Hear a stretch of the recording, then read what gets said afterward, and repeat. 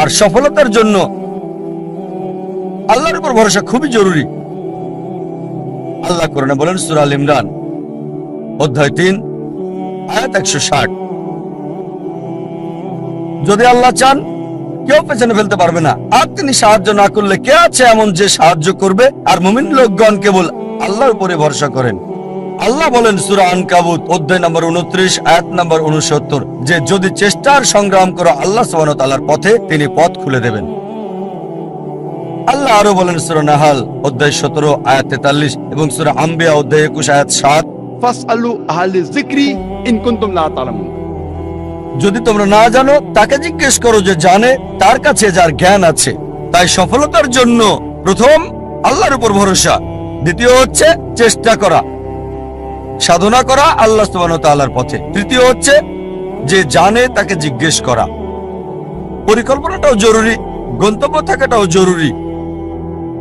আর আমরা যখন পড়ে দেখি ম্যানেজমেন্ট গুরু বই, অনেক গন্তব্য নির্ধারিত আর সেটা তারা দিয়েছে, তবে আমার কাছে সেরা প্ল্যানিং, সবচেয়ে সেরা গন্তব্য হচ্ছে ইসলামিক ISLAMIC। এটা দিয়ে ইসলামিক। আপনার গন্তব্য আল্লাহ সুবহানাহু ওয়া তাআলা এবং নবী মুহাম্মদ সাল্লাল্লাহু আলাইহি সাল্লামের শিক্ষা অনুযায়ী হতে হবে। আপনার গন্তব্য কোরআন এবং সর্বশেষ এবং চূড়ান্ত বার্তাবাহক নবী মুহাম্মদ সাল্লাল্লাহু আলাইহি সাল্লামের হাদিসের অনুযায়ী হতে হবে। এটা ইসলামিক হতে হবে। এক নম্বর। এস হচ্ছে লক্ষ্য নির্দিষ্ট হতে হবে, স্পেসিফিক হতে হবে, অস্পষ্ট হবে না। আরেকটা উদাহরণ দিচ্ছি। ধরেন একজন শিক্ষক ছাত্রদের ধনুবিদ্যা সম্পর্কে শিক্ষা দিচ্ছেন, আর ছাত্রদের বললেন, যারা তীর চালানো শিখছিল, গাছের ডগায় বসা একটা পাখিকে নিশানা করছিল। সবাই নিশানা করছে, শিক্ষক বললেন আমি না বললে কেউ তীর ছুড়বে না। প্রথম ছাত্রকে বললেন নিশানা করেছো? সে বলল হ্যাঁ। তুমি কি দেখছো? সে বলল বন দেখছি, গাছ দেখছি, পাখিটাকেও দেখছি। দ্বিতীয় ছাত্রকে বললেন তুমি কি দেখছো? সে বলল স্যার গাছটা দেখছি, গাছের ডাল দেখছি, আর পাখিটাকেও দেখছি। তৃতীয় ছাত্রকে বললেন তুমি কি দেখছো? সেই ছাত্র বলল আমি শুধু গাছের ডাল দেখছি আর পাখি আর পাখির চোখ। চতুর্থ ছাত্রকে বললেন তুমি কি দেখছো? সেই ছাত্র বলল স্যার আমি শুধু চোখ দেখছি আর অন্য কিছুই দেখছি না। শিক্ষক বললেন এবার তীর ছুঁড়ে দাও, আর তীরটা পাখিটার চোখে গিয়ে লাগলো। আপনার লক্ষ্য স্পেসিফিক হতে হবে, নির্দিষ্ট হতে হবে। কোন ভ্রমণকারীর মতো হলে হবে না, যার কোনো উদ্দেশ্য নেই। কুকুরটার মতো না যে গাড়ির পেছনে ছুটছে উদ্দেশ্য ছাড়া। তৃতীয় বিষয় এল দিয়ে বোঝাচ্ছে এটা লাভজনক হতে হবে। প্রথমত পরকালের জন্য লাভজনক হতে পারে আখিরাতে, আবার এটা আমাদের জন্য সমানভাবে লাভজনক হতে পারে এই পৃথিবীতেও, তবে গুরুত্ব হচ্ছে আখিরাত। আল্লাহ কোরআনে বলেন সূরা বাকারা অধ্যায় 2 আয়াত 201, রব্বানা আতিনা ফিদ দুনিয়া হাসানাতাও ওয়া ফিল আখিরাতি হাসানাতাও ওয়া কিনা আযাবান নার। হে আল্লাহ আমাদের কল্যাণ দাও দুনিয়া এবং আখিরাতের, আর দোজখের আগুন থেকে রক্ষা করো। সুতরাং লাভজনক হতে হবে, উপকার থাকতে হবে, প্রথমত পরকালের, তারপর এই দুনিয়া। তবে বেশি গুরুত্ব হচ্ছে আখিরাতের, তারপর দুনিয়ার। এমন যেন না হয় যে দুনিয়ার লাভ আখিরাতের লাভকে নষ্ট করে দেবে। চতুর্থ হচ্ছে এ দিয়ে তীক্ষ্ণ বোঝাবে, যথাযথ হতে হবে, সঠিক হতে হবে, লক্ষ্য সুতীক্ষ্ণ যথাযথ হবে। এম হচ্ছে পরিমাপ, লক্ষ্যটা পরিমাপযোগ্য হতে হবে। পরিমাপযোগ্য হতে হবে, নির্দিষ্ট হতে হবে। নির্দিষ্ট হওয়ার পর এর একটা সীমা থাকতে হবে। যেমন ধরেন একজন নির্মাতা বলল আমি পৃথিবীর সবচেয়ে উঁচু দালান তৈরি করতে চাই।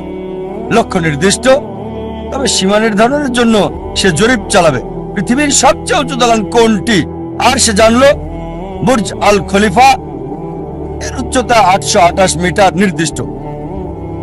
এখন তার লক্ষ্য হচ্ছে তাকে এমন দালান বানাতে হবে যেটার উচ্চতা 828 মিটার চেয়ে বেশি। এটা হচ্ছে নির্দিষ্ট আর পরিমাপযোগ্য। যদি পরিমাপযোগ্য হয়, মনিটর করা যাবে কতটুকু তৈরি করেছেন, আপনার লক্ষ্যের কতটুকু কাছে গেছেন আপনি। এরপর হচ্ছে নিয়ত। আমাদের প্রিয় নবীজি মুহাম্মদ সাল্লাল্লাহু আলাইহি ওয়াসাল্লাম বলেছেন, এটা আছে সহিহ বুখারীতে ভলিউম নাম্বার 1 অধ্যায় নাম্বার 1 বুক অফ ফেথ হাদিস নাম্বার 1, বুখারীর প্রথম হাদিস।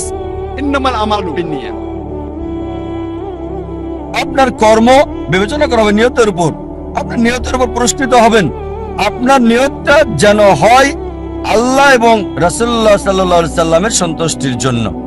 বিখ্যাত হওয়া, জনপ্রিয় হওয়া কারো ইচ্ছা থাকা উচিত না। যদি বিখ্যাত হওয়া উদ্দেশ্য হয়, তাহলে আপনার লক্ষ্যটা ভুল। যদি উদ্দেশ্য হয় সন্তুষ্টি অর্জন আল্লাহ, আমাদের স্রষ্টা এবং রাসূলের, অবশ্যই আপনাকে আখিরাতে পুরস্কার দেওয়া হবে। আর ইনশাআল্লাহ আল্লাহ এই পৃথিবীতেও আপনাকে কল্যাণ দান করবেন।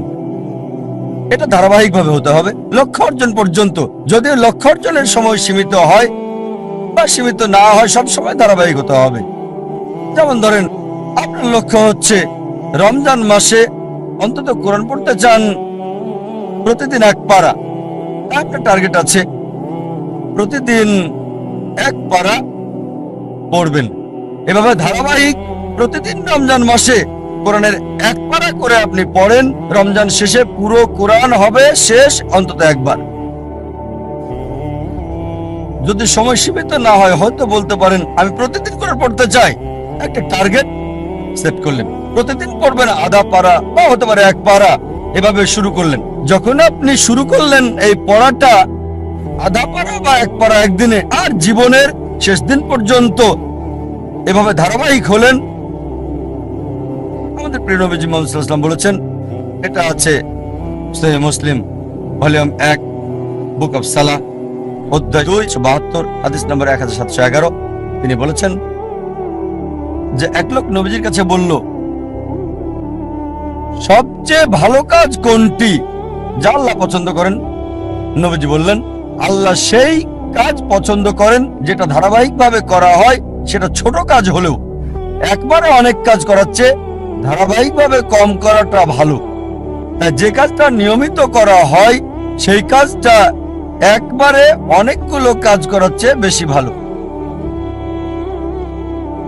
তাই লক্ষ্যটা হতে হবে ইসলামিক। প্রথমটা ইসলামিক, দ্বিতীয়টা সুনির্দিষ্ট প্রাসঙ্গিক, তৃতীয় লাভজনক কল্যাণকর, চতুর্থ তীক্ষ্ণ যথাযথ, পঞ্চম পরিমাপযোগ্য যা মনিটর করা যাবে, ষষ্ঠ হচ্ছে নিয়ত আল্লাহর সন্তুষ্টির জন্য হতে হবে, সপ্তম ধারাবাহিক হতে হবে। আরেকটা উদাহরণ দিচ্ছি। আমরা অনেকে উইলমা রুডলফের ইতিহাস জানি। উইলমা রুডলফ একজন মেয়ে যে শৈশব থেকেই ভয়ানক রোগ পোলিওতে আক্রান্ত ছিল। আর ডাক্তার তার পায়ে ব্রেস লাগিয়ে রাখতো। ডাক্তার বলল, এই মেয়ে কখনোই হাঁটতে পারবে না। তার মা তাকে উৎসাহ দিত আর বলতো, উইলমা তুমি যা করতে চাও তাই তুমি করতে পারো। এভাবে মা মেয়েকে উৎসাহ দিত। উইলমার বয়স যখন 9, তখন পায়ের ব্রেস খুলে ফেলে সে পৃথিবীর দ্রুততম মানবী হতে চায়। এটা ছিল তার ইচ্ছা, ছিল তার লক্ষ্য। 9 বছর বয়সে ব্রেস খুলে ফেলার পর 13 বছর বয়সে জীবনের প্রথমবারের মতো দৌড়ে অংশগ্রহণ করল সে, এবং পরাজিত, সবার শেষ অবস্থান। তবে তারপরও সে ধারাবাহিক চেষ্টা চালিয়ে যাচ্ছে, হেরে যাচ্ছে, আবার চেষ্টা করছে। একসময় অলিম্পিকে খেলার যোগ্যতা সে অর্জন করেছে। এটা বাস্তব গল্প, কোনো বানানো গল্প না, মনোরঞ্জনের গল্প না। যখন অলিম্পিকে খেলতে আসলো 1960 সালের অলিম্পিকে মহিলাদের 100 মিটার দৌড়ে সে প্রথম হয়েছিল, স্বর্ণপদক পেল। 200 মিটার দৌড়েও মহিলাদের মধ্যে স্বর্ণপদক পেল। সে 400 মিটার দৌড়েও স্বর্ণপদকটা জয় করে নিল। 100 গুণ 4 মহিলাদের মধ্যে 1960 সালের অলিম্পিকে সে 3টি সোনা জিতেছিল এবং ইতিহাস রচনা করেছিল। একজন প্যারালাইজড, একজন অচল মহিলা, পোলিও আক্রান্ত, সে পৃথিবীর দ্রুততম মানবী হলো 1960 সালের জন্য। আমরা দেখলাম যে উইলমা লক্ষ্য স্থির করেছে।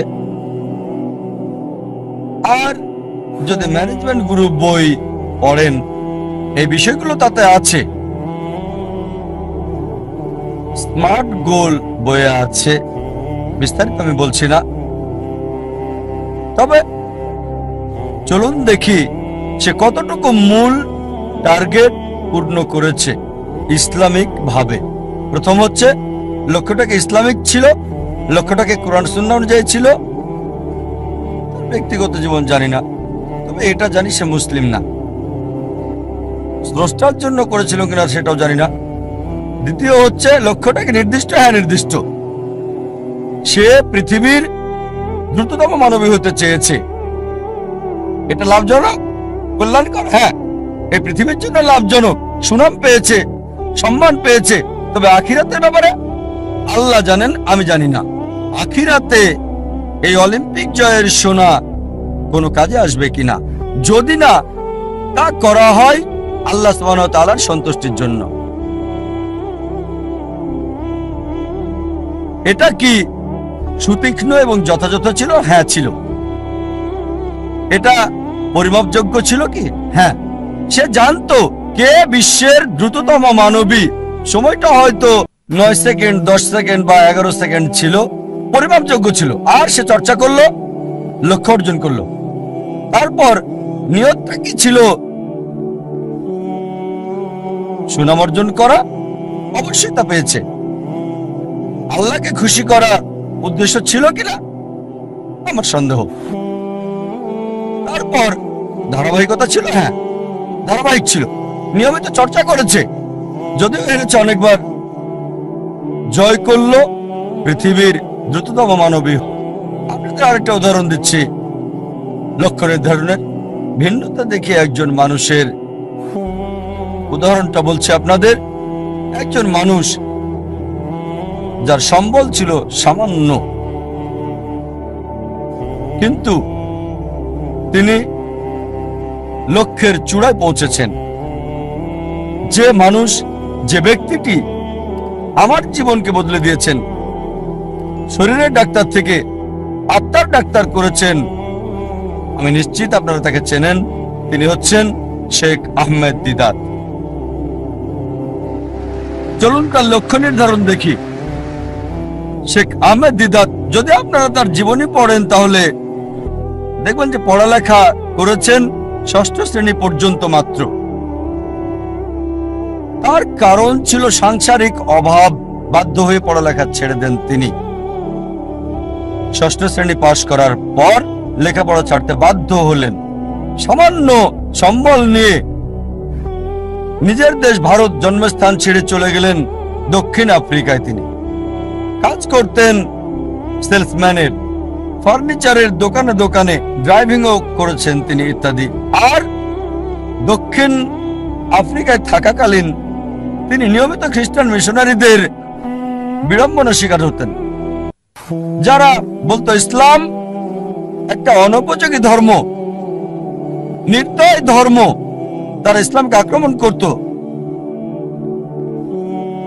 আর যেহেতু হ্যারাসমেন্টের শিকার, তার মনে একটা ইচ্ছা আসলো, ইসলামের বিরুদ্ধে সব অভিযোগের আমি উত্তর দিতে চাই সেই সব খ্রিস্টান মিশনারিদের। এই খ্রিস্টান মিশনারিদের ইসলামের বিরুদ্ধে বলার উপযুক্ত জবাব দিতে চাই। চিন্তা করেন, 6ষ্ঠ শ্রেণী পর্যন্ত পড়া একজন মানুষ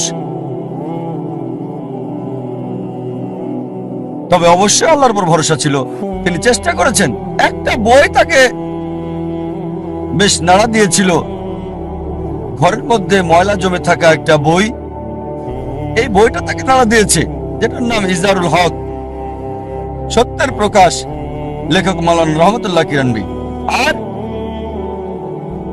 ওই বইয়ে লক্ষ্যের নির্দেশনা পান, এভাবে শুরু করেছিলেন। আর 40 বছর ধরে সংগ্রাম করেছেন। তিনি চ্যালেঞ্জ করেছেন খ্রিস্টান ধর্মের রথী মহারথীদের। চিন্তা করেন, 6 পাস একজন মানুষ 40 বছর সংগ্রাম করেছেন, পৃথিবীর সেরা খ্রিস্টানদের সাথে চ্যালেঞ্জ করেছেন। এমন একটা ঘটনা 1986 সালে তিনি বিতর্ক করেছিলেন পাদ্রী জিমি সোয়াগাটের সাথে। আর 80-র দশকে এই জেমি সোয়াগাট ছিল 1 নাম্বার, সবচেয়ে ক্ষমতাধর, সবচেয়ে বিখ্যাত খ্রিস্টান টিভি বিতার্কিক। তার বিতর্কের কয়েক সপ্তাহ আগে শেখ দিদাতের এক ভক্ত বলল, শেখ আহমেদ দিদাত, আমি আপনার ভক্ত, আপনাকে একটা উপদেশ দিচ্ছি। এই জেমি সোয়াগাটকে আমি চিনি, তার সম্পর্কে আমি জানি, তার সাথে বিতর্ক করবেন না, আপনাকে হাসির পাত্র বানাবে আর ফু দিয়ে উড়িয়ে দেবে।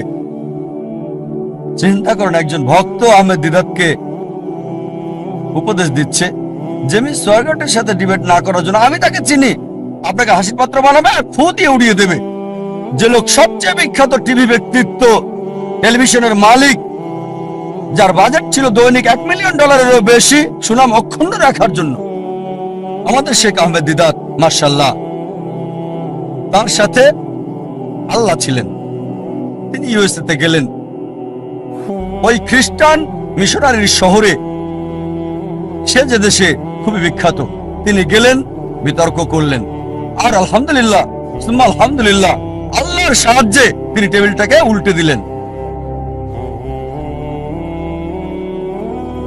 চিন্তা করেন, একজন মানুষ সামান্য পুঁজি নিয়ে, স্কুলও পাশ করেননি, গ্রাজুয়েশন তো দূরের কথা, চ্যালেঞ্জ করেছেন খ্রিস্টান সম্প্রদায়ের প্রধান নেতাদেরকে। তারপর থেকে তিনি সবচেয়ে বড় বাধা বিশ্ব খ্রিস্টান নেতাদের জন্য, খ্রিস্টান মিশনারিদের জন্য। একা একজন মানুষ, শেখ আহমেদ দিদাত, আল্লাহ সুবহানাহু ওয়া তাআলার সাহায্যে সমগ্র খ্রিস্টানদের চ্যালেঞ্জ করেছেন।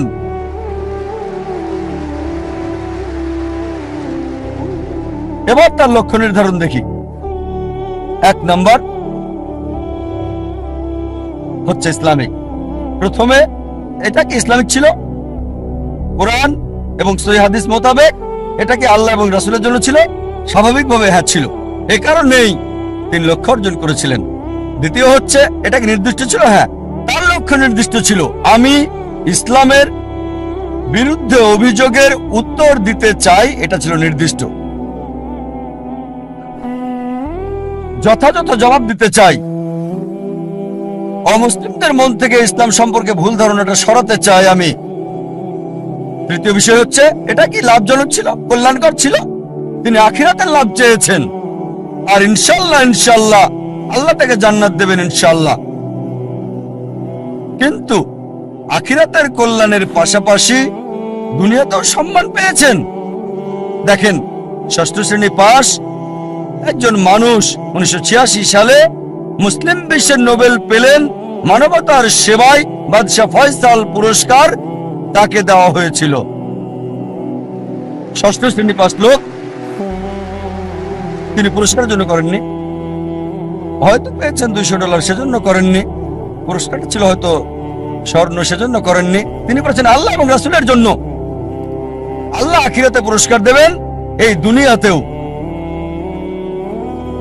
লাভজনক। তারপর এটা কি তীক্ষ্ণ ছিল, যথাযথ ছিল? খুবই তীক্ষ্ণ, যথাযথ সময়ে তার কৌশল সবকিছু যথাযথ ছিল। যখন খ্রিস্টান মিশনারিরা মুসলিমদের বদনাম করত, আমাদের অবস্থান ছিল যখন একেবারে নিচে। এই মানুষ শেখ আহমেদ দিদাত হাজার হাজার তরুণকে অনুপ্রাণিত করেছিলেন, এবং আমাকেও। অন্তত আমরা মাথা উঁচু করে দাঁড়াতে পারি ভালোভাবে। তারপর এটা কি পরিমাপযোগ্য? হ্যাঁ, তিনি কি করলেন? খ্রিস্টান মিশনারিদের লেখা বইগুলো সংগ্রহ করলেন, যেগুলো ছিল ইসলামের বিরুদ্ধে লেখা, যেমন জন গিলক্রিস্ট, এইসব বই, জেমস সোগার্ট, আর সেগুলো উত্তর দিলেন। যখন তারা কোরআন এবং ইসলামকে আক্রমণ করত, তিনি জবাব দিতেন তাদের বাইবেল থেকে, কোরআনের আয়াতগুলো সেগুলোর উপরে প্রয়োগ করতেন আর ফলাফল পেতেন পরিমাপযোগ্য। এরপর তার নিয়ত কি ছিল?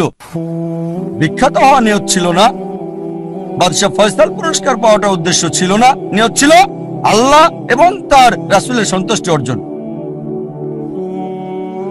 তারপর ধারাবাহিকতা ছিল, হ্যাঁ ছিল।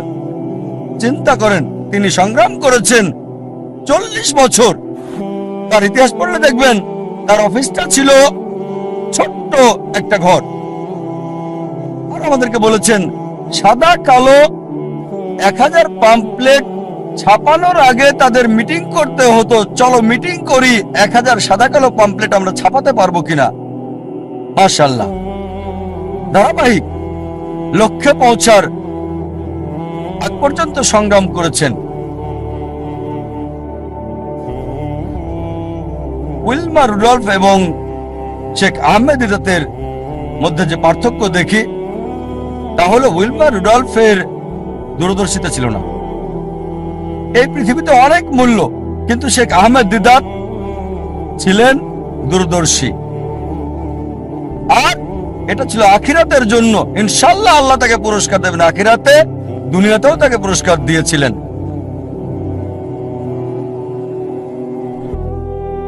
আমাদের অনেকে জানে না জীবনের উদ্দেশ্যটা কি। বেশিরভাগই 1 নম্বর উদ্দেশ্যটা হচ্ছে কিভাবে উপার্জন করবে।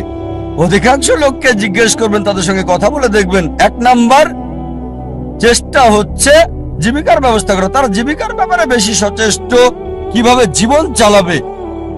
তাদের উপার্জনের উপর ভিত্তি করে জীবন ধারণ করে থাকে।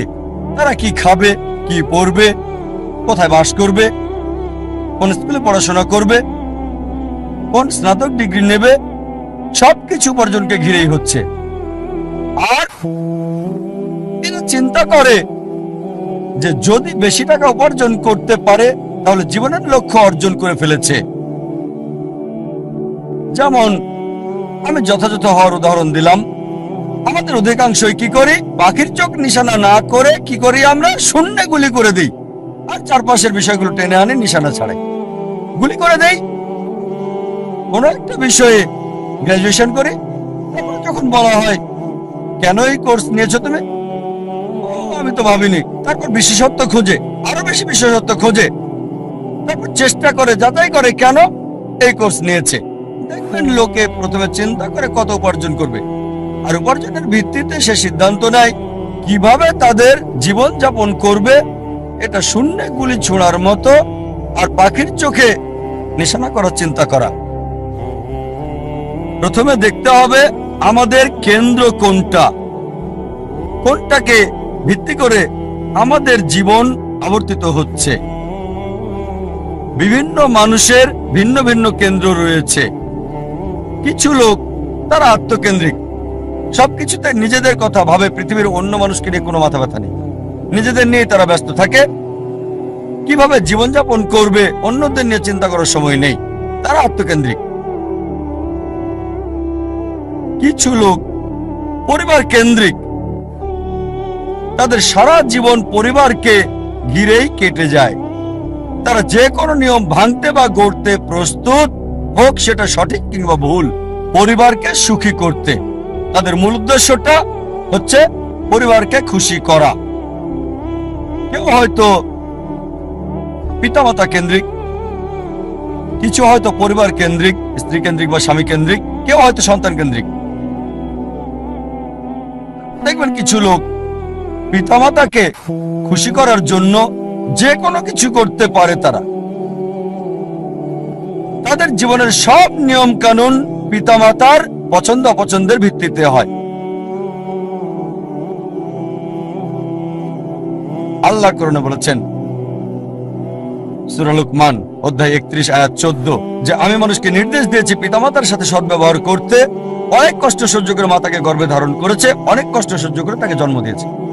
ঠিক তারপরে আয়াত সূরা লোকমান অধ্যায় 31 আয়াত 15 বলছে, যদি তোমার পিতামাতা চেষ্টা করে, জিহাদ করে, চেষ্টা আর সংগ্রাম করে তোমাকে বাধ্য করে আল্লাহ সুবহানাহু ওয়া তাআলা ছাড়া অন্য কারো ইবাদত করতে, যে বিষয়ে তোমার কোনো জ্ঞান নেই, তাদের মানবে না, তবে তাদের সাথে থাকো ভালোবাসা আর মমতা দিয়ে।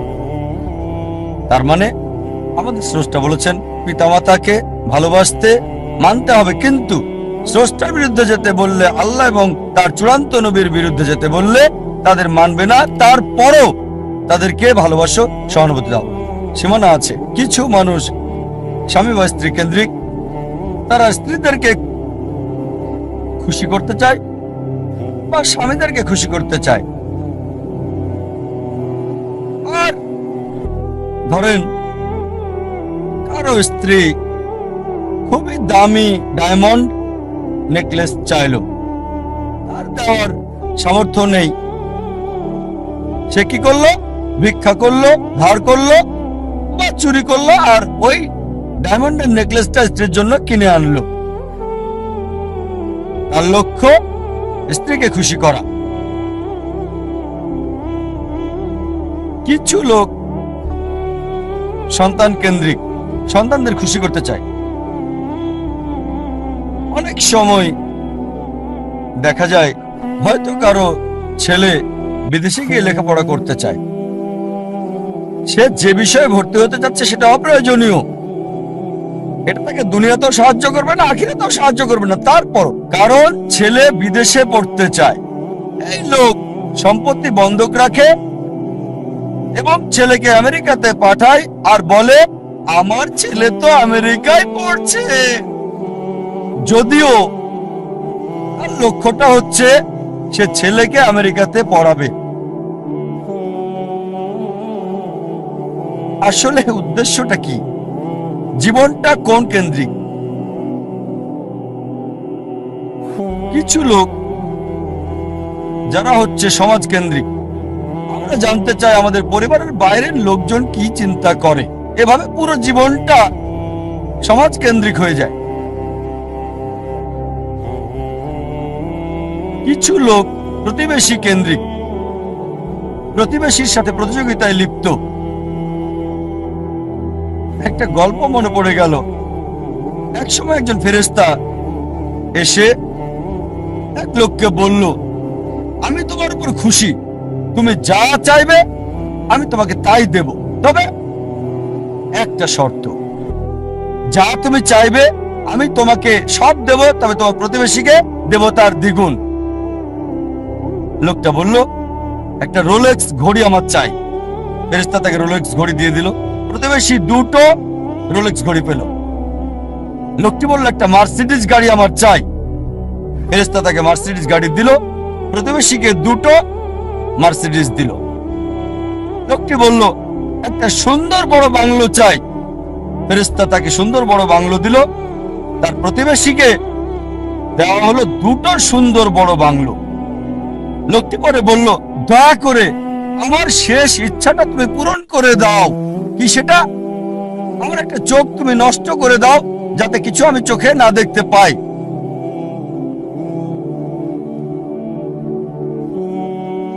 চিন্তা করেন, সে তার নিজের চেয়ে প্রতিবেশীকে নিয়ে বেশি ব্যস্ত। তার জীবন সহজ কিন্তু জটিল সেটা ভাবছে না সে। প্রাচুর্য কি দারিদ্রতা যাই থাকুক, সে বেশি চিন্তিত তার প্রতিবেশীর চেয়ে ভালো জীবন যাপন করা নিয়ে।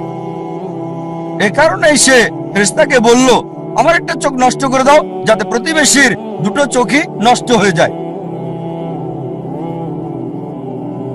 এভাবে আমরা প্রতিবেশী কেন্দ্রিক।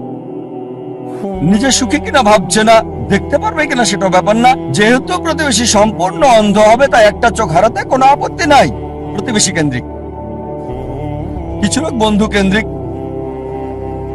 কিছু আবার শত্রু কেন্দ্রিক। তারা বেশি চিন্তিত তার শত্রু কি করছে সেটা নিয়ে, শত্রু কি চিন্তা করছে আমার ব্যাপারে তা নিয়ে পরিকল্পনা করে। শত্রু যদি এটা করে আমি ওটা করবো, সব সময় সারা জীবন চিন্তা করে এভাবে শত্রুরা কি করছে। এটা আপনি পাবেন বিভিন্ন ক্ষেত্রে। ব্যবসায় চিন্তা করছে তার শত্রুর ব্যাপারে, ছাত্র চিন্তা করছে শত্রুর ব্যাপারে, তারা যা চিন্তা করে তার প্রতিরোধ চিন্তা করে। শত্রু যা চিন্তা করছে তার প্রতিরোধমূলক চিন্তা। বেশিরভাগ সময় তারা কাটায় শত্রুর মোকাবেলার চিন্তা করে। তাদেরকে একটা সুন্দর শান্তির উপদেশ দিতে চাই, যা আমি অনুসরণ করি। যদি কেউ আপনার দিকে পাথর ছুঁড়ে মারে, নিজেকে এতটা উঁচুতে নিয়ে যান যাতে পাথর আপনাকে ছুঁতে না পারে। কেউ আপনার দিকে ঢিল ছুঁড়ে মারলে নিজেকে এমন উঁচুতে নিয়ে যান যাতে পাথর আসতে না পারে। তাহলে প্রতিযোগিতার প্রশ্ন আসবে কি করে? আপনার বিরুদ্ধে শত্রুর পরিকল্পনার সুযোগ আসবে কি করে? আরেকটা উপদেশ, যদি কেউ ইট ছুঁড়ে মারে আপনার দিকে, এই ইট দিয়ে ঘর তৈরি করেন আপনি। স্কুলে শিখতাম মার্শাল আর্ট, কেরাতি, জুডো। যদি বড় কেউ আপনাকে ধাক্কা দেয়, কি করতে হবে? সাইড স্টেপ নিতে হবে, তার শক্তি কাজে লাগিয়ে তাকে ফেলতে হবে, তার শক্তির ব্যবহার। কেউ যখন আপনাকে ইট মারবে, সেই ইট দিয়ে ঘর তৈরি করেন। কিছু লোক সুনাম কেন্দ্রিক, তারা সুনাম চায়, মূল উদ্দেশ্য খ্যাতি পাওয়া, যে কোনো অনৈতিক কাজ করতে প্রস্তুত, নিয়ম কানুন বিসর্জন দিতে পারে। কিছু লোক তারা হচ্ছে ভোগবাদী, তারা সম্পদ কেন্দ্রিক, সব সময় চিন্তা করে অর্জন কি, কত সম্পদ করেছে, তারা কি পড়ে। আর এটা কমন, খুবই কমন মানুষের মধ্যে, বিশেষ করে ধনীদের মধ্যে। বন্ধুদের সাথে দেখা হলে গল্প শুরু করে, কোন ব্র্যান্ডের ঘড়ি পরেছো, এটা কি ট্যাগ হিও নাকি ওমেগা, ও একটা রোলেক্স, ভিতরে কিসের, আয়রনের নাকি চামড়ার, বেসার নাকি, ও কোন ধরনের ডাল, গোল্ড প্লেটেড ডায়মন্ড স্টোন, ও কারুকাজ করা, পার্টি ফিল্ম।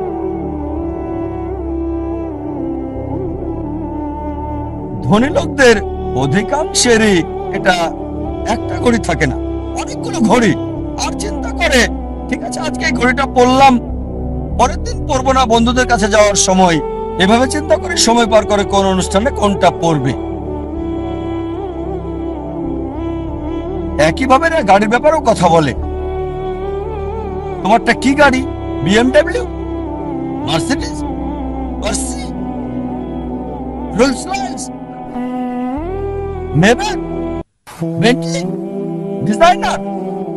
এভাবে সময় কাটায়, ট্রাই করে থাকে, যেহেতু এটা তাদের আইডেন্টিটি। এই ঘড়ি না পড়লে তাদের কে চিনবে? এই গাড়িতে না চড়লে, মার্সিডিজ বা বিএমডব্লিউতে না চড়লে তাদের কে চিনবে? এটা আইডেন্টিটি।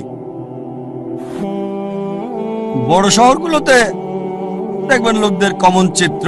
ধনী লোকদের দেখবেন তারা কথা বলে, আপনার ঘড়ি কি, কোন শিপের মালিক, উঁচু লেভেলে কোন জেটের মালিক, আমার ব্যক্তিগত জেট আছে, কতগুলো ইঞ্জিন। লোকজন হয়তো ভাববে আমি কিভাবে এসব খুঁটিনাটি জানি ঘড়ির ব্র্যান্ডের ব্যাপারেও। আপনারা জানেন আমার পেশা, আলহামদুলিল্লাহ, সৌভাগ্য বা দুর্ভাগ্য, আমি যে পেশায় আছি, আমি সব শ্রেণীর লোকদের সাথে মিশি, একেবারে ভিখারি থেকে রাজা পর্যন্ত। আল্লাহ আমাকে দয়া করেছেন, ভালো অথবা মন্দ, আমি চারপাশের লোকদের সাথে মিশি, ভিখারি থেকে রাজা পর্যন্ত। আর যে সুযোগটা আমি পাই, কোন বস্তুবাদীর সাথে যখনই কথা বলি, আমি চেষ্টা করি, দাওয়াত দেই, তাদের বলি তোমার ঘড়ির দাম হয়তো $1000 বা $10,000 অথবা $1,00,000। আমার ঘড়ি, আমি যেটা পড়ছি, এই ঘড়িটার দাম মাত্র $1400, $30 কম। অনেক বছর ধরে ব্যবহার করছি, ভালো সার্ভিস দিচ্ছে, একেবারে তোমারটার মতোই। সাধারণ ঘড়ি, দাম মাত্র $1400। আলহামদুলিল্লাহ, আল্লাহ দয়া করেছেন, আমি যেগুলোর নাম বললাম অধিকাংশ ব্র্যান্ডই উপহার পেয়েছি, সবগুলো ব্র্যান্ডই উপহার পেয়েছি। এই সবগুলো ওমেগা, রোলেক্স, অনেক পেয়েছি। আর আমি নবী মুহাম্মদ সাল্লাল্লাহু আলাইহি ওয়াসাল্লামের পথ অনুসরণ করেছি। আমি অন্য দায়ীদের দিয়ে দেই, আমার স্টাফদের দিয়ে দেই, যাতে করে আমি খুতুওয়াতুশ শয়তান থেকে দূরে থাকতে পারি। অনেক সময় অনেক উপলক্ষে আমাকে নিমন্ত্রণকারীরা তাদের ব্যক্তিগত জেট প্লেন আমার জন্য পাঠায়, ব্যক্তিগত জেট প্লেন আমাকে নিয়ে যাওয়ার জন্য তারা পাঠিয়ে দেয়। এমন অনেকবারই হয়েছে। চিন্তা করেন, জেট প্লেনের খরচ শুধুমাত্র একজন মানুষের জন্য, পাইলটদের পেমেন্ট, এয়ার হোস্টেসের পেমেন্ট, এয়ারপোর্টের ভাড়ার খরচ। তাই আমি তাকে বললাম, এটা সবচেয়ে ভালো হয় যদি একটা ইকোনমিক ক্লাস টিকিট পাঠান। আলহামদুলিল্লাহ, আল্লাহ আমাকে দয়া করেছেন, আমার পরিবারকে রহমত করেছেন। মাশাআল্লাহ, এই সব গাড়ি কিনতে পারবো, ফার্স্ট ক্লাসে ভ্রমণ করতে পারি, আলহামদুলিল্লাহ। কিন্তু আমি একজন দায়ী, তাই আমি তাকে বললাম, এত টাকা খরচ করার চেয়ে বরং একটা ইকোনমিক ক্লাস টিকিট পাঠিয়ে দেন, চলে আসবো। বাকি টাকা অন্য কোথাও দান করে দেবেন আল্লাহ সুবহানাহু ওয়া তাআলার পথে। আয়োজকেরও মাশাআল্লাহ নিয়ত স্বচ্ছ হওয়ায় আমাকে বললেন যে আমার জেট প্লেনে কাকে আমি আনতে পাঠাবো, আর কে উত্তম আল্লাহর পথে দায়ী ইচ্ছে। আমি তাকে বললাম, ইনশাআল্লাহ আপনার নিয়ত যেহেতু সহি, ইনশাআল্লাহ আল্লাহ আপনাকে পুরস্কার দেবেন। তার নিয়ত ছিল আল্লাহর পথে দায়ীর জন্য ভালো ব্যবস্থা করা, আল্লাহ তাকে পুরস্কার দেবেন। একটা কথা মনে রাখবেন, এর মানে বলছি না যে এই সব কিছু ভোগ বিলাস একেবারে হারাম। সব ক্ষেত্রে এগুলো হারাম তা নয়, জীবনের উদ্দেশ্যটা কি জানতে হবে। এগুলো হারাম হতেও পারে, আবার নাও হতে পারে। একটা উদাহরণ দিচ্ছি, মনে করেন আপনার অবস্থান ক্যাটাগরি এ তে, যাদের এসব করার সামর্থ্য নেই, এই দামি ঘড়ি, এই দামি গাড়ি, দামি বাংলো, কিন্তু যদি সে ভিক্ষা করে, যদি ধার করে, চুরি করে বলো দামি ঘড়ি কেনে, দামি গাড়িতে চড়ে, এটাকে ইসরাফ বলা হয়, এটা হারাম। দ্বিতীয় শ্রেণীর লোক আছে যাদেরকে আল্লাহ সামর্থ্য দিয়েছেন। আল্লাহ কোরআনে বলেছেন, সূরা আনাম অধ্যায় 6 আয়াত 71, কিছু লোককে আমি অনেক বেশি প্রাচুর্য দিয়েছি অন্যদের চেয়ে। আল্লাহ বলেন সূরা আনাম অধ্যায় 6 আয়াত 165, আল্লাহ কিছু মানুষকে অন্যের উপর মর্যাদা দিয়েছেন যাতে তিনি তোমাদের পরীক্ষা করতে পারেন। তাই আল্লাহ যদি আপনাকে সামর্থ্য দেন আর আপনি এগুলো কিনেন, দামি গাড়ি, দামি ঘড়ি, দামি বাংলো, আর শুধু এগুলো নিয়ে আপনি থাকেন, এগুলো ছাড়া কিছুই করতে পারেন না, এটাই আপনার কেন্দ্র, এটাই আপনার জীবনের উদ্দেশ্য, তাহলে এটা হারাম। তৃতীয় ক্যাটাগরির লোক আছে যাদেরকে আল্লাহ সামর্থ্য দিয়েছেন, তারা সেগুলো কিনে, তবে সেগুলো নিয়ে পড়ে থাকে না। এটা কিনেছে, নবী সুলাইমান আলাইহিস সালামের উদাহরণ দেখে তিনি ধনী ছিলেন, মালিকও হয়েছিলেন, তবে এগুলোর উপর নির্ভরশীল না। তাই যদি এগুলো কিনেন আর যদি আল্লাহ সুবহানাহু ওয়া তাআলাকে মেনে চলেন, বস্তুবাদী বিলাসের উপর নির্ভরশীল না হন, তাহলে এটা মুবাহ, ঐচ্ছিক, এটা হারাম না। তবে সবচেয়ে উত্তম চতুর্থ ক্যাটাগরি, যাদের আল্লাহ সামর্থ্য দিয়েছেন আর তারপর সেগুলো ব্যবহার করে না, এগুলো কিনে না। প্রিয় নবীজি মুহাম্মদ সাল্লাল্লাহু আলাইহি ওয়াসাল্লামের মতো, আমাদের প্রিয় নবী মুহাম্মদ সাল্লাল্লাহু আলাইহি ওয়াসাল্লামের ক্ষমতা ছিল, সুনাম ছিল, আধিপত্য ছিল। সে সময় তিনি রাজা হতে পারতেন, সারা পৃথিবীর সব ধন সম্পদের মালিক হতে পারতেন, অথচ যখনই কোনো পুরস্কার পেতেন, অনেক সময়, প্রায় সময় তিনি তার সাহাবীগণকে সেগুলো দিয়ে দিতেন। এই জন্য না যে গ্রহণ করা হারাম হবে, কেউ যদি ভালো উপহার দেয় সেটা রাখতে পারেন, সেটা হারাম না, কিন্তু নবীজি অন্যদের দিয়ে দিতেন। চতুর্থ ক্যাটাগরি, আল্লাহ সামর্থ্য দিয়েছেন আর সেগুলো ব্যয় করে আল্লাহ সুবহানাহু ওয়া তাআলার পথে।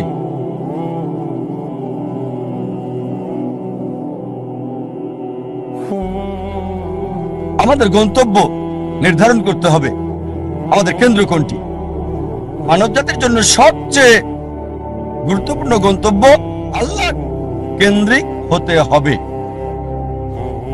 তার উদ্দেশ্য, তার লক্ষ্য হতে হবে আল্লাহ সুবহানাহু ওয়া তাআলা এবং সর্বশেষ চূড়ান্ত নবী মুহাম্মদ সাল্লাল্লাহু আলাইহি ওয়াসাল্লাম। আর বিশ্বাস করেন, আল্লাহ কেন্দ্রিক হলে আপনার নিজেকে অবহেলা করতে হবে না, পরিবারকে অবজ্ঞা করতে হবে না, আপনার সমাজকেও না। আল্লাহ কেন্দ্রিক হলে আল্লাহ বলেছেন, নিজের যত্ন নাও, রাতে ঘুমাও। আল্লাহ বলেছেন পরিবারের দেখাশোনা করতে।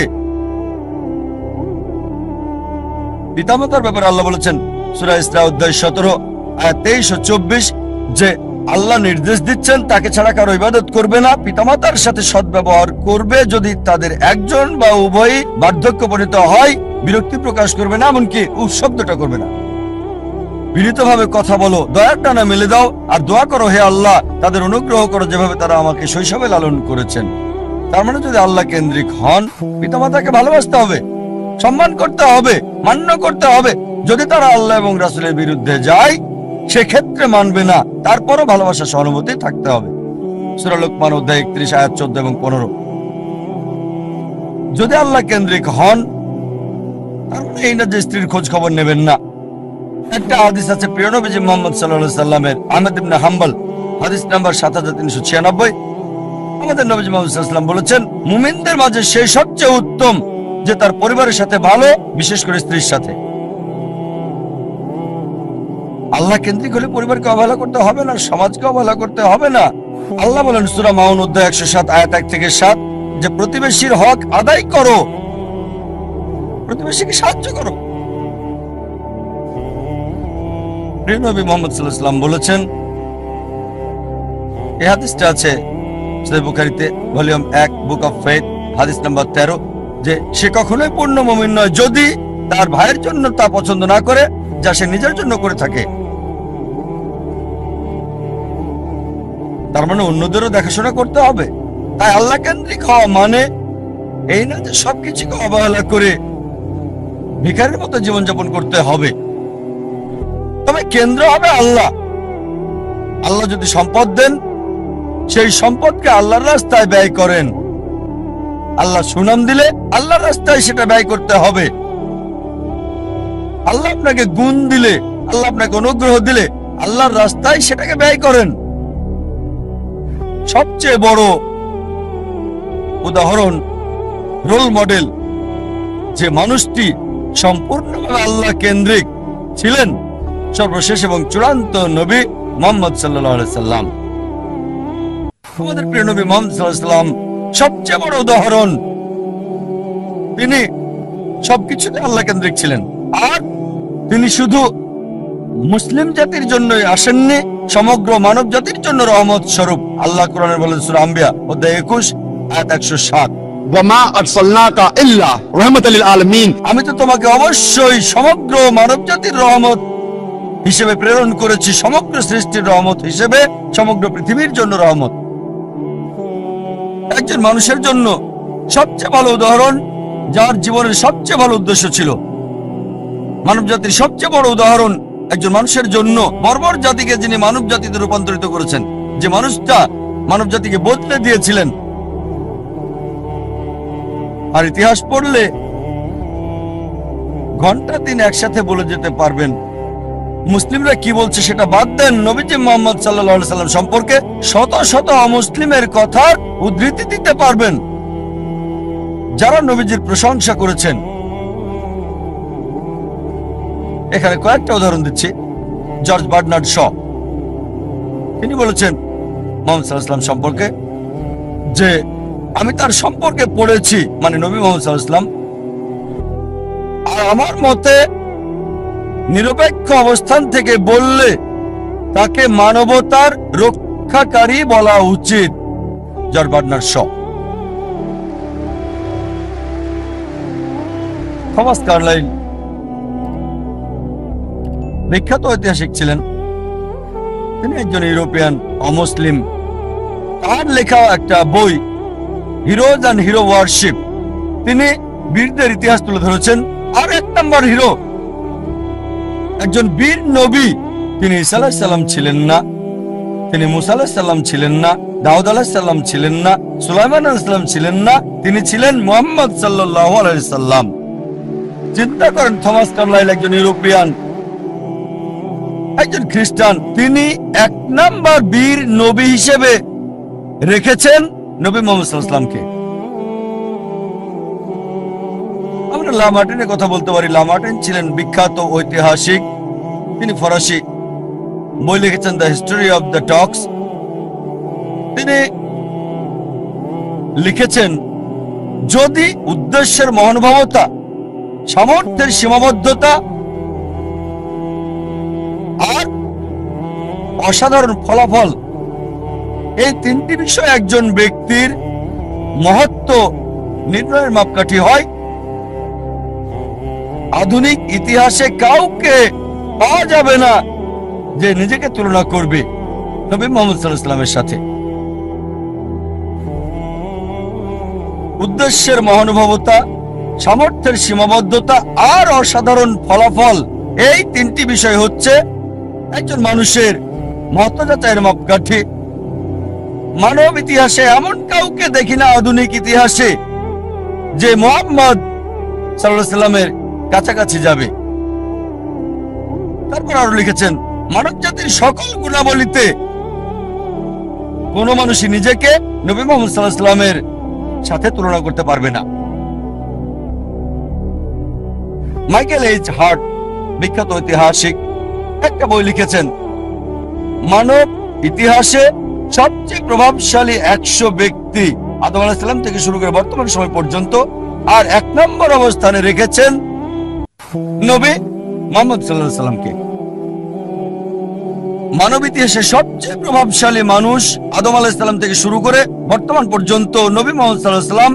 আর লিখেছেন তিনি, আমার পছন্দ মুহাম্মদ সাল্লাল্লাহু আলাইহি সাল্লামকে 1 নম্বরে রাখা দেখে অনেক মানুষই এটা মানতে চাইবেন না, অনেকেই স্বীকার করতে চাইবেন না, অনেক মানুষই এটা মানতে চাইবেন না।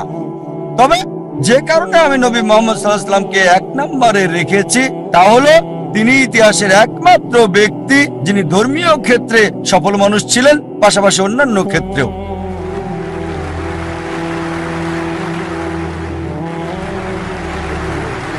যদি এনসাইক্লোপিডিয়া ব্রিটানিকা পড়েন 11তম সংস্করণ, নবী মুহাম্মদ সাল্লাল্লাহু আলাইহি সাল্লাম সম্পর্কে এতে বলা হয়েছে, মুহাম্মদ সাল্লাল্লাহু আলাইহি সাল্লাম ছিলেন পৃথিবীর সবচেয়ে সফল ধর্মীয় ব্যক্তিত্ব। চিন্তা করেন, এনসাইক্লোপিডিয়া ব্রিটানিকা। তারা বাধ্য, আর কেউ নেই বলার মতো। তারা সত্য বলতে চেয়েছে, চেষ্টা করেছে, তাদের সত্য বলতেই হবে, কারণ আল্লাহ কোরআনে বলেছেন সূরা ইসরা অধ্যায় 17 আয়াত 81, فقل جاء الحق وزهق الباطل إن الباطل كان زهوقا। যখন সত্য মিথ্যার বিরুদ্ধে দাঁড়ায়, মিথ্যা ধ্বংস হয়ে যায়, আর মিথ্যার ধ্বংস অনিবার্য। আল্লাহ কোরআনে বলেন সূরা কালাম অধ্যায় 68 আয়াত 4, নিশ্চয়ই নবী মুহাম্মদ সাল্লাল্লাহু আলাইহি সাল্লাম উত্তম চরিত্রের উপর অধিষ্ঠিত। আল্লাহ বলেন সূরা আহজাব অধ্যায় 33 আয়াত 21, অবশ্যই নবী মুহাম্মদ সাল্লাল্লাহু আলাইহি সাল্লামের জীবনের মধ্যে তোমাদের জন্য রয়েছে উত্তম আদর্শ। নবী মুহাম্মদ সাল্লাল্লাহু আলাইহি সাল্লাম জীবনের সকল ক্ষেত্রেই সফল ছিলেন, কেবল ধর্মীয় ক্ষেত্রে নয়, রাজনৈতিক ক্ষেত্রে সফল, নিরপেক্ষতার ক্ষেত্রে, সুষ্ঠু জীবনযাপনের ক্ষেত্রে তিনি এতই সফল ছিলেন যে তার প্রত্যেকটা কাজই আমাদের জন্য অনুসরণীয়। তিনি কি পড়তেন, যদি অনুসরণ করেন ইনশাআল্লাহ সওয়াব পাবেন। আদেশ করেছেন আর নিজেও টাকনুর উপরে কাপড় পরতেন, যদি টাকনুর উপরে কাপড় পরেন ইনশাআল্লাহ পুরস্কার পাবেন। ওই ব্যক্তির মতো বিজ্ঞানী হতে চাইলে আইজাক নিউটনের লম্বা চুল সাহায্য করবে না, তার জুতা সাহায্য করবে না, কাপড় সাহায্য করবে না, কিন্তু যদি নবীজির মতো হতে চান, তিনি যা করেছেন সেগুলোর মতো তাকে কপি করেন, আপনার কল্যাণ হবে এই পৃথিবীতে, পাশাপাশি আখিরাতেও। তিনি বলেছেন দাড়ি রাখতে, যদি দাড়ি রাখেন ইনশাআল্লাহ কল্যাণ হবে আপনার। নবীজি যা করেছেন, জীবনের সকল ক্ষেত্রে সফল ছিলেন তিনি, সব